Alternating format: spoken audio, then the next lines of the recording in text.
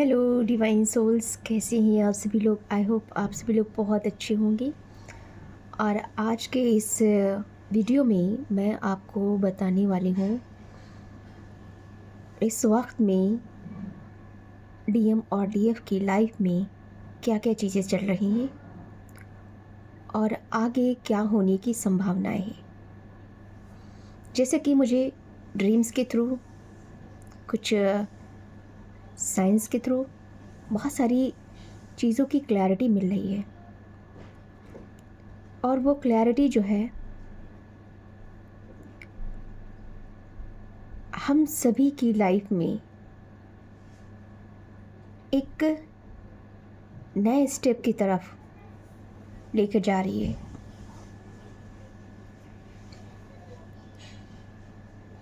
यहाँ पे बहुत सारी बातें ऐसी हैं जिनको इस तरीके से मकड़ जाल में फंसाया जा रहा है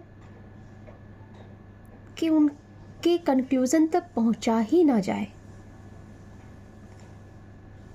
कल के दिन मैंने एक मकड़ी का जाला देखा और उसी वक्त मुझे एक रैंडम थॉट आया कि कोई मकड़ जाल बुन रहा है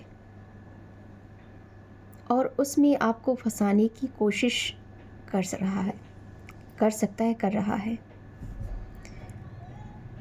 इसके अलावा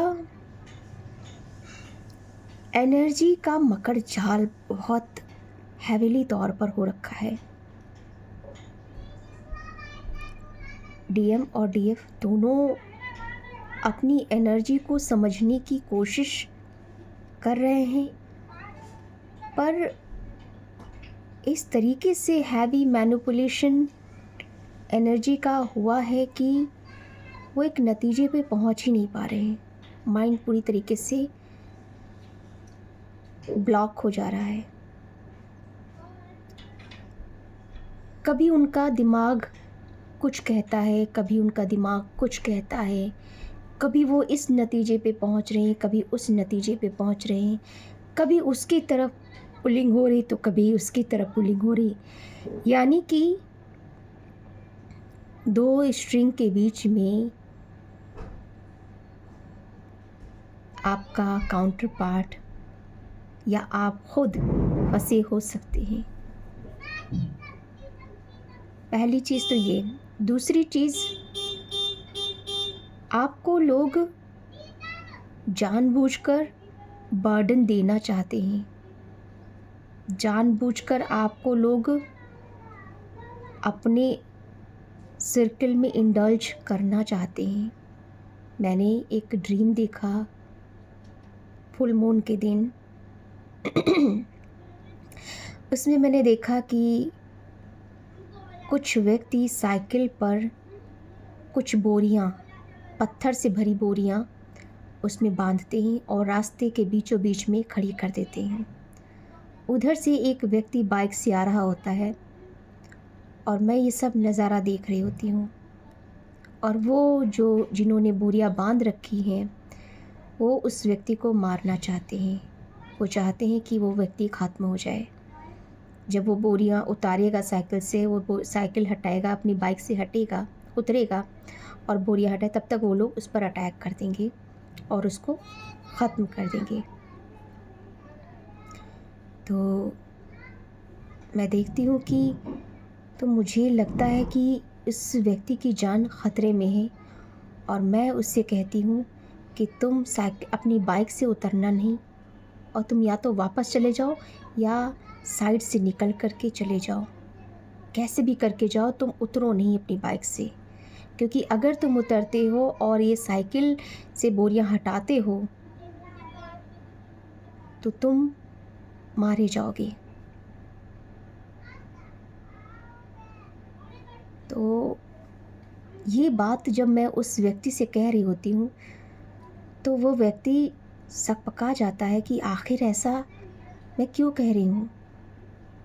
और मैं अकेली होती हूँ वहाँ पर, कोई सन्नाटा, बिल्कुल सुनसान रास्ता होती है और उस सन्नाटे भरे रास्ते में मैं खड़ी होती हूँ और वो सामने व्यक्ति होता है। मैं उसको आगाह करती हूँ, पर वो उतरने लगता है। जब वो उतरने लगता है, मैं उसे चिल्ला कर कहती हूँ, प्लीज़ आप वापस जाओ, आपकी जान को ख़तरा है।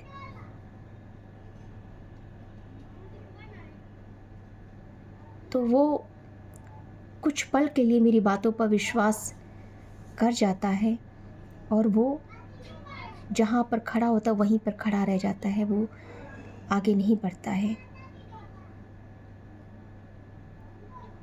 तो जो झाड़ी में छुपे व्यक्ति होते हैं, वो ये सब देख रहे होते हैं कि ये व्यक्ति आगे क्यों नहीं बढ़ रहा है, और वो मुझ पर गुस्सा हो रहे होते हैं कि इस लड़की की वजह से ये सारा प्लान खराब हो रहा है, इस लड़की को भी हटा देना चाहिए। तो ये बात मैं उनकी सुन लेती हूँ और मैं उससे कहती हूँ, प्लीज़ आप चले जाओ यहाँ से। वो मेरी बात मान जाता है और वापस मुड़ने लगता है। तो जब वो मुड़ने लगता है तो वो पीछे मुड़ के देखता है कि वो आदमी जो झाड़ियों में छुपे होते हैं वो बाहर निकल के आ जाते हैं। वो अपनी बाइक बहुत तेज़ से चलाता है और चला जाता है। जब मैं देखती हूँ कि वो लोग झाड़ी से निकल के आ रहे हैं और मेरी तरफ वो अटैक कर सकते हैं, तो मैं वहाँ से चली जाती हूँ और जा कर के मैं एक ऐसी जगह पे रुकती हूँ जहाँ पे दो व्यक्ति आपस में बात कर रहे होते हैं। जब वो दो व्यक्ति को मैं देखती हूँ तो मैं देखती हूँ कि उनकी जो नज़रें होती हैं वो बहुत अजीब होती हैं और वो मुझे अजीब नज़रों से देख रहे होते हैं, क्योंकि वहाँ पर कोई नहीं होता है, वहाँ पर भी सन्नाटा होता है। मैं वहाँ से भी निकल जाती हूँ। मैं कहती हूँ, ये दुनिया कितनी गंदी है, किसी अकेले इंसान को किस तरीके से वो परेशान कर सकते हैं, ये उस चीज़ को मैं उस वक्त भांप रही होती हूँ। मैं वहाँ से जब दौड़ करके एकदम से ऐसा लगता है कि मैं एक शहर वाली जगह में आ जाती हूँ, और तब मैं वहाँ पर बाथरूम ढूंढ रही होती हूँ कि मुझे बाथरूम जाना है। तो कोई बोलता है आप इधर चले जाओ, इस रास्ते से अंदर की तरफ चले जाओ, वहाँ आपको बाथरूम मिल जाएगा। जबकि बाथरूम जहाँ पे मैं खड़ी होती हूँ उसी के पीछे बना होता है। तो फिर मैं वहाँ जाती हूँ और वहाँ जा कर के मैं अपने आप को फ्रेश करती हूँ, मुँह वगैरह धुलती हूँ, और तब तक मुझे मेरा सामने घर नज़र आ जाता है और मैं अपने घर में चली जाती हूँ। लोग मुझसे कहते हैं जल्दी से तैयार हो जाओ, हमें जाना है कहीं। मैं कहती हूँ मैं नहीं जाऊँगी। तो वो लोग कहते हैं नहीं नहीं, तुम्हें जल्दी से तैयार होना है और चलना है साथ में मेरे। मैं कहती हूँ अच्छा ठीक है, चलती हूँ। तो ये ड्रीम जो दिखा, हालांकि बहुत ही सिंपल सा है, लेकिन बहुत बड़ा मैसेज छुपा है। जो मैंने साइकिल देखी, साइकिल ये इंडिकेट करती है कि आपको कोई मारने की कोशिश कर सकता है, आपको कोई फंसाने की कोशिश कर सकता है, आपको कोई फंसाने की कोशिश कर सकता है, आपको एक चीज़ और भी है कि कुछ लोग आपके रास्ते का रोड़ा बन सकते हैं। जो व्यक्ति वो जा रहा था अपनी मंजिल की तरफ, उसके रास्ते में कुछ हिंड्रेंस क्रिएट हुआ तभी वो वापस आया। तो हो सकता है आपके रास्ते में कुछ लोग बाधाएं क्रिएट कर सकते हैं। और आप दुनिया की जो रियल फेसेस हैं उनको देख सकते हो कि लोग कैसे हैं। और फाइनली आप अपनी रियल सेल्फ को पहचान करके आप अपने घर को जा सकते हो। घर आपका अपना हृदय है, जहाँ सुकून है, जहाँ आपको शांति मिल सकती है। जब आप उस चीज़ को जानोगे तब आप उस तक पहुँच पाओगे। तो दुनिया आपको गुमराह कर सकती है, दुनिया आपको रोक सकती है, आपके मंजिल में रोड़े अटका सकती है, पर आपका काम है चीज़ों को समझकर आगे बढ़ते रहना। मैं हिम्मत करके मैं वहीं खड़ी रहती और उनका सामना करती। वो लोग 6-7 लोग थे, मैं अकेली थी, सुनसान रास्ता था। तो हो सकता है उस चक्रव्यूह में मैं फंस जाती, मुझे मारा जाता। वो अभिमन्यु की तरह तुम्हें ख़त्म कर सकते थे, पर अगर वहाँ पर तुमने अपनी बल का प्रयोग ना करके अपनी बुद्धि का प्रयोग करके वहाँ से निकलना उचित समझा, तो ये तुम्हें तुम्हारी ज़िंदगी की एक नई दिशा की तरफ तुम्हें लेके जाएगा। कहते हैं कभी कभी हमें अपने बल का प्रयोग करना चाहिए, तो कभी हमें अपनी बुद्धि का प्रयोग करना चाहिए। कहाँ पे हमें अपने बल का इस्तेमाल करने की ज़रूरत है, कहाँ पे अपनी बुद्धि का इस्तेमाल करने की ज़रूरत है, इन दोनों चीज़ों का बैलेंस जब होता है तो हम एक सही रास्ते पर दैट्स अमेजिंग सही रास्ते पर पहुंच पाते हैं। तो यहाँ पर इस सपने का मतलब यही है कि लोग आपको बांधने की कोशिश कर सकते हैं, लोग आपको जकड़ सकते हैं, लोग आप पर बर्डन डाल सकते हैं, लोग आपके रास्ते में रोड़े अटका सकते हैं, पर आपका काम क्या है? अपनी बुद्धिमानी से, अपने विवेक से उस रास्ते को आसान बनाना। अगर मैं ताव में आकर के उन लोगों से झगड़ा करने लगती तो वो हम पे वार भी कर सकते थे और वार करके हमें ख़त्म कर सकते थे, लेकिन वहाँ पर हमें निकलना उचित लगा और हम निकल गए। तो ऐसे ही ज़िंदगी में हमारे सामने बहुत से ऐसी चीज़ें होती हैं जो हमारे जीवन को कैओटिक बना देती हैं, और वो कैओटिक सिचुएशन जो होती हैं वो हमें विवश कर देती हैं कि हम कुछ गलत कर बैठे। पर वहाँ पर अपनी बुद्धि, अपने विवेक का इस्तेमाल करते हुए उस सिचुएशन को नॉर्मल करने की कोशिश करनी चाहिए। किस माध्यम से नॉर्मल हो सकती है, उस माध्यम को सोचना चाहिए। जो बाथरूम का सीन मैंने देखा, इसका मतलब है कि आप बहुत सारी चीज़ों को रिलीज़ करने वाले हैं। बहुत सारी चीज़ें रिलीज़ होंगी, बहुत सारे टॉक्सिक पैटर्न रिलीज़ होंगे, बहुत सारे जो हैवी ग्रजेस आप लेकर चल रहे थे उन सारी चीज़ों को आप रिलीज़ करोगी, और उसके बाद में एक नई जर्नी की तरफ आप आगे बढ़ोगी। जो हरियाली दिखाई दी वो आपकी हीलिंग का काम करेगी, आपको हील करेगी। मैंने ड्रीम में बहुत सारी हरियाली देखी, हरे भरे खेत देखे, बड़े बड़े पेड़ पौधे देखे, एक सुकून भरा रास्ता देखा। तो वो सारी चीज़ें आपको तभी महसूस हो सकती हैं जब आप अपने पीस में होंगे।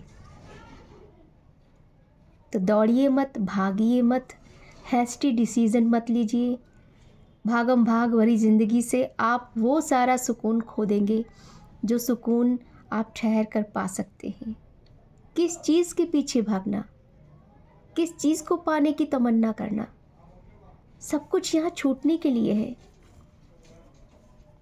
हम जितना ज़्यादा मुक्त होते जाएंगे चीज़ों से, उतना ही ज़्यादा हम पीस में आते जाएंगे।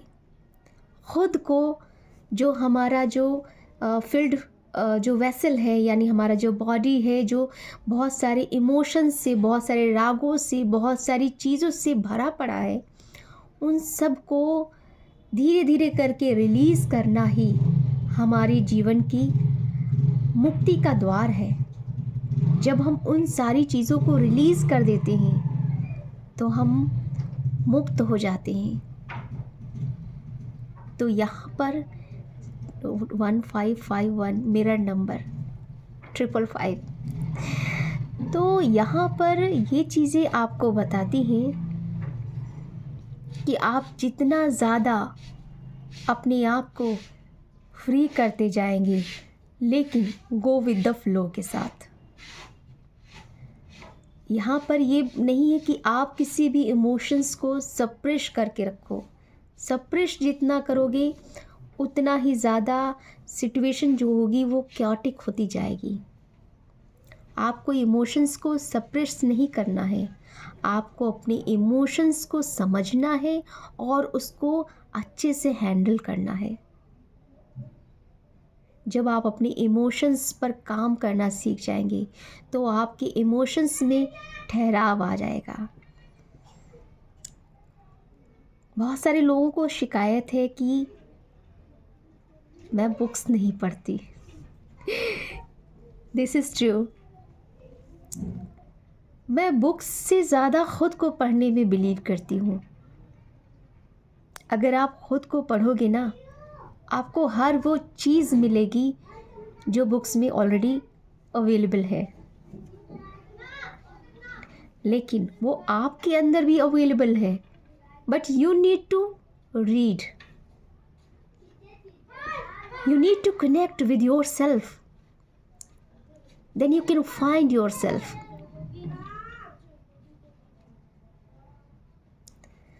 तो अपने आप को जानने के लिए आपको अपने आप से कनेक्ट होना पड़ेगा, तो आप जान पाओगे जो कुछ भी स्क्रिप्चर्स में अवेलेबल है, जो कुछ भी आपके सराउंडिंग्स में है, all these things in within us.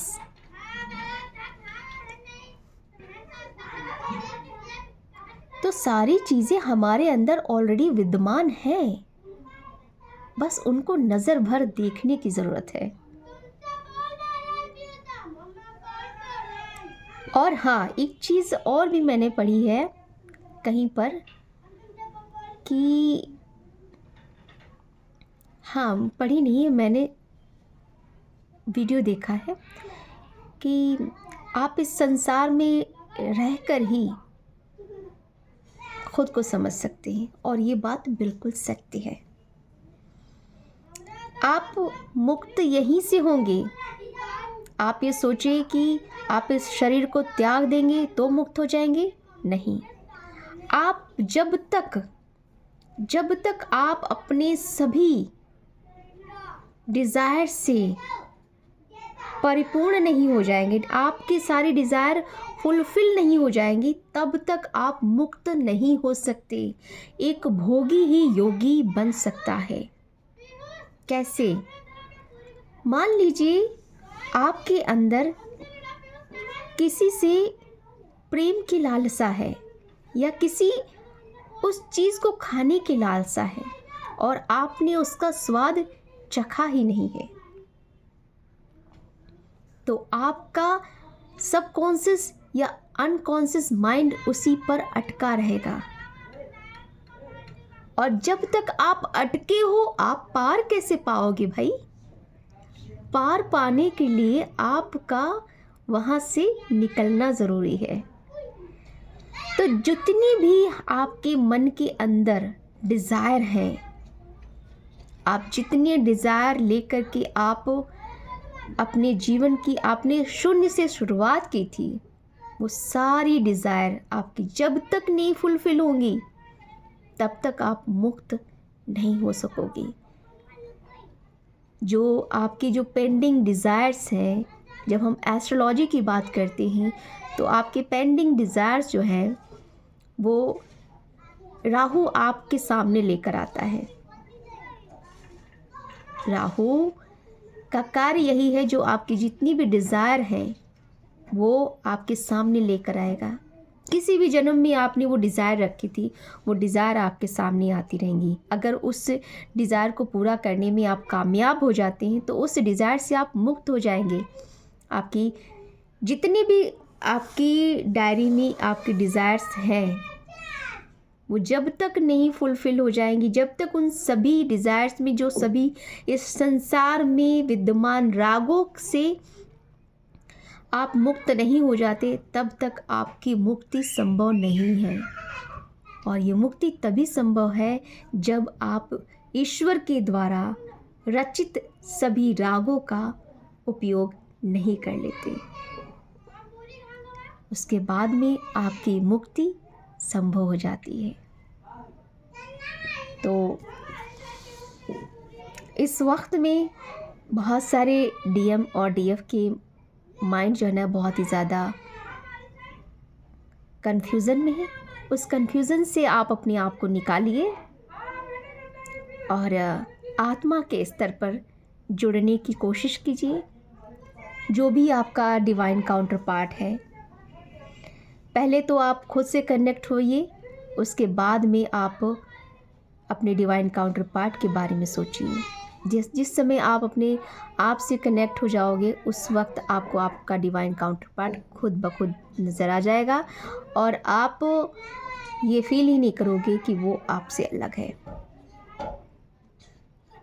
और जब तक आप खुद से कनेक्ट नहीं हो, आप अपने डिवाइन काउंटर पार्ट को 3D वर्ल्ड में आप चाह कर भी पा नहीं सकते। और अगर आपने पा भी लिया, इन केस आपने पा लिया, मटेरियलिस्टिक वे में पा लिया, अगर आपने फिज़िकल वे में पा लिया, 2222 तो भी आप उसे पा नहीं पाओगे, वो किसी न किसी माध्यम से छूट जाएगा। तो अपने डिवाइन काउंटर पार्ट को पाने के लिए आपको ज़रूरी है अपने सोल लेवल पर कनेक्शन को स्थापित करने की। और इसलिए हो सकता है कि बहुत सारे डिवाइन सोल्स को 333 नंबर जो है बहुत ज़्यादा दिख रहा होगा। मुझे इस वक्त में 39 नंबर बहुत ज़्यादा दिख रहा है, 3993 नंबर बहुत ज़्यादा दिख रहा है। 39 जो होता है वो 3 नंबर जो होता है वो बुद्धि का है, माइंड बॉडी सोल से अलाइंड होने का है, और 9 नंबर एंडिंग का होता है। तो जो कुछ भी कैओटिक सिचुएशंस हैं आपके माइंड में उसको रिलीज़ कीजिए और रिलीज़ करके अपनी माइंड बॉडी सोल से अलाइंड होइए और फिर देखिए आप तनाव मुक्त हो जाएंगी। आपके सामने जो भी सिचुएशंस आई हैं वो छोटी लगेंगी, क्योंकि आप समस्याओं को बहुत बड़ा समझते हैं, बट समस्याएं आपसे बड़ी नहीं हो सकती। आपसे क्रिएटेड चीज़ें आपसे बड़ी कैसे हो सकती हैं? आप बड़े हो, तो अपनी समस्या को छोटा समझिए और उसके बाद में उस चीज़ को सॉर्ट आउट करने की कोशिश कीजिए। 2, 3, 4 एंड 9 नंबर मुझे अभी दिखा। इट मीन्स कि आप राइट पाथ पे हैं। आपको चीज़ों की एंडिंग करने की ज़रूरत है, रिलीज़ करने की ज़रूरत है। जो भी नेगेटिव इमोशंस हो, चाहे आपके काउंटर पार्ट के बीच में हो, चाहे आपके कार्मिक बॉन्ड के बीच में हो, आप अपने नेगेटिव इमोशंस रिलीज़ कीजिए। अपना जो भी एक्स्ट्रा बैगेजेस है उसको समझिए कि उसे आपको किस तरीके से उतारना है। ऐसे नहीं उतारना है कि आपको चोट लगे, आपको इस तरीके से अपना बैगेज उतारना है कि आपको चोट भी ना लगे और वो बैगेज भी उतर जाए। इस तरीके से आपको अपना जो एक्स्ट्रा बैगेज है, जो आप बहुत समय से कैरी किए हुए थे, उसको उतारने की ज़रूरत है। दूसरी बात, बहुत सारे जो सॉन्ग हैं वो भी मुझे पॉप अप हुए हैं। आज सुबह सुबह जब मैं उठी तो मुझे 2 गाने याद है अभी तक फ़िलहाल मैं भूल जाती हूँ। एक गाना था मिलन से है बढ़ के तुम्हारी जुदाई। ये गाना आप ज़रा चेक कीजिएगा। ये गाना मे बी आपकी फीलिंग हो सकती है या आपके डीएम की हो सकती है। और एक है मिलन क्या ऐसे था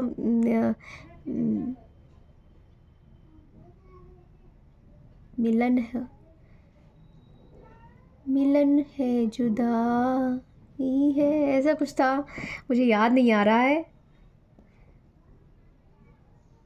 आई आई आई तेरी याद आई आसमां पे गम की घटा छाई। आई आई आई तेरी याद आई दिल के आसमान पे गम की घटा छाई।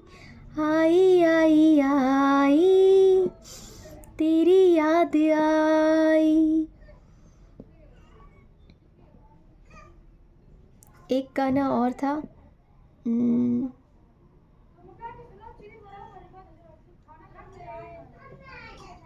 एक अभी जस्ट मुझे याद आया क्या है याद आ रहा है। कभी कभी जो माइंड से चीज़ें लैप्स हो जाती हैं तो फिर वो याद नहीं आती, चाहे हम कितना भी रिकॉल करने की कोशिश करें और वो सडनली बाद में याद आ जाती हैं। ऐसी चीज़ें होती हैं। तो कई सॉन्ग मुझे आए याद, लेकिन अभी करेंटली मुझे एक ही याद आ रहा है, मिलन से है बढ़कर तुम्हारी जुदाई। तो इस सॉन्ग को देखिएगा। और एक गाना आलिया भट्ट का है जो आलिया भट्ट ने खुद गाया है, चन्ना वे तावे तू बड़ा पछताया वे कि जाने प्यार मेरा मैं करूं इंतज़ार तेरा तू दिल नहीं जान मेरी मैं तेनू समझावा कि न तेरे बियो जो लगदा जी। Like this I don't know how to sing very beautifully. तो ये मुझे चैनलिंग हो रही है। और भी सारी चीज़ें हैं कि डीएम आप के साथ में। हाँ, एक चीज़ और मुझे याद आ रही है कि जब मैं कल सुबह के दिन सुबह के दिन कह रही हूँ, क्या बोल रही हूँ मुझे खुद भी नहीं समझ में आ रहा है। सुबह के समय मैं जल चढ़ा रही थी, तो सूर्य भगवान के लिए जब मैंने जल का कलश लिया तो उसमें मैंने 2 फ्लावर डाले थे। जब मैं वो जल चढ़ा चुकी थी तो जब 2 फ्लावर वो लोटे में चिपके हुए थे, एक का मुंह दूसरी साइड था, दूसरे का मुंह दूसरे साइड था, यानी एक इधर की साइड चिपका था, उसका जो फूल का मुंह था वो एक दूसरे के अपोजिट था। तो ये चीज़ मुझे समझ में आ रही है कि कुछ डिवाइन मस्कुलाइन जो है आपके अपोजिट जा सकते हैं, वो थर्ड पार्टी को चूज़ कर सकते हैं और आपसे पूरी तरीके से मूव ऑन हो सकते हैं। लेकिन वो ये भूल जाते हैं कि गुस्से में या किसी भी तरीके से अगर आप ये फ़ैसला ले रहे हो तो आप एक बार एक नई साइकिल को क्रिएट कर सकते हो। आपको फ़ैसला बहुत सोच समझ के लेना होगा और चीज़ों की गहराई में जाकर के चीज़ों की रियलिटी जाननी होगी। अगर आप सरफेस लेवल पे चीज़ों को देख करके आप डिसीज़न ले रहे हो तो आप एक नए कार्मिक साइकिल को क्रिएट कर सकते हो। और अगर आप डेप्थ में जा कर के कोई डिसीज़न ले रहे हो देन ये हो सकता है कि ये आपके सोल की डिज़ायर हो और ये सोल आपकी चाहती है कि आप उस बॉन्ड को जितना उसे देना है उसको क्लियर करो। तो यहाँ पर दो चीज़ें हो सकती हैं। तो आपको अपने सोल से कनेक्ट होकर के तब आपको कोई फ़ैसला लेना है। जैसे कि मुझे दिखाई पड़ा कि दो फ्लावर अलग अलग अपोजिट डायरेक्शन में हैं, तो ये कुछ डीएम डीएफ के साथ में ऐसा हो सकता है कि आपके बीच में एक बहुत बड़ा ह्यूज सेपरेशन जो जिसे कहते हैं एक फ़िज़िकल लेवल पर तो सेपरेशन हो ही सकता है। और यहाँ पर एक एनर्जेटिक लेवल पे भी सेपरेशन देखने को मिल सकता है, क्योंकि जिस भी थर्ड पार्टी के साथ में वो जुड़ने की कोशिश करेंगे तो वो उनको पूरी तरीके से माइंड वॉश कर सकती है, जिस भी थर्ड पार्टी के साथ वो जुड़ेंगे। तो वो आपके लिए भी कैओटिक सिचुएशंस में ट्रांसफ़र हो सकती है और वो आपके डीएम के लिए भी ये सिचुएशन बन सकती है। तो ये आपके ऊपर निर्भर करता है कि आप क्या फ़ैसला लेने वाले हो। फ़ैसला बहुत सोच समझ के लीजिएगा। और कुछ डीएम डीएफ जो है ना उनका रीयूनियन हो सकता है, क्योंकि जिन भी डीएम डीएफ ने अपनी इनर कोर को समझ करके जो इनर वर्क है वो किया है, तो उनके बीच में जो एनर्जी का बैलेंस है वो बराबर हो चुका है और उनका रीयूनियन उनके सोल मर्जिंग के साथ ही हो चुका है। सोल मर्जिंग के साथ ही वो रीयूनियन होता है। अगर फिज़िकल वर्ल्ड पे उनका मिलना लिखा है, कुछ सोल पर्पस एक साथ के हैं, तो आपका सोल पर्पस एक साथ कंप्लीट होगा। आप एक दूसरे से फिज़िकल वर्ल्ड में भी मिलने वाले हो। लेकिन कुछ ऐसे हैं जिनका सेपरेशन हो सकता है। सेपरेशन मीन्स आपकी किसी भी चक्रा में ब्लॉकेजेस क्रिएट किए जा सकते हैं, जिसकी वजह से आप सेपरेशन को फील कर सकते हो। तो अपने चक्रा पर काम कीजिए और उस पर काम करते हुए तब आप कोई फ़ैसला लीजिए। उसके बाद में अगर जो आप फ़ैसला लोगे, चाहे वो सोलमेट को चूज़ करना हो या फिर अपने काउंटर पार्ट को चूज़ करना हो, ये आपके लिए बेनिफिशियल साबित होगा। अदरवाइज़ आप एक नए कर्मा को क्रिएट कर सकते हो। तो इस बात का ध्यान रखना बहुत ज़रूरी है कि आपको लोग फंसा सकते हैं किसी चीज़ में। आपके सामने जो दृश्य दिखाए जा रहे हैं या हो सकता है कि वो दृश्य वो एक्चुअल दृश्य ना हो, वो एक तरीके का एक इमेज क्रिएट की गई हो। मे बी कुछ भी हो सकता है। आई डोंट थिंक सो कि ऐसा ही कुछ होगा, बट जैसा कि मैं समझ पा रही हूँ ऐसा हो सकता है। तो ये आपकी अपनी सिचुएशन है, आपको किस तरीके से अपनी सिचुएशन को देखना है। मैंने एक आउटलाइन बताई है कि इस तरीके की चीज़ें हो सकती हैं, होंगी ही ऐसा ज़रूरी नहीं है, हो सकती हैं। तो अपने ऊपर वर्क कीजिए और जितने भी इमोशंस हैं उनको समझने की कोशिश कीजिए कि ये इमोशंस जो है वो क्यों क्रिएट हो रहे हैं, और अगर ये क्रिएट हो रहे हैं तो इसके पीछे की वजह क्या है। उसके बाद में आप कोई फ़ैसला लीजिएगा। तो इस वक्त में आपको 333 नंबर, 1111 और 888 नंबर और डिवाइन फेमिनाइन को 444 नंबर भी बहुत ज़्यादा दिख सकता है। 1 2 3 4 नंबर भी दिख सकता है, 1 2 3 नंबर भी दिख सकता है। और आपको ईश्वर की जो शिव शक्ति ऊर्जा की पिक्चर्स आपको दिख सकती हैं। आपको राधे कृष्णा की पिक्चर्स बहुत ज़्यादा दिख सकती हैं। आपको बर्ड्स पेयर में दिख सकते हैं। तो ये सारी चीज़ें आपको इस वक्त में दिख सकती हैं। तो चीज़ों को समझने की कोशिश कीजिए और उसके बाद में कोई फ़ैसला लीजिए, ये आपके लिए ज़्यादा बेहतर होगा। बहुत लंबा वीडियो बन गया है और मैं इसी बात के साथ में इस वीडियो को यहीं पर समाप्त करती हूँ।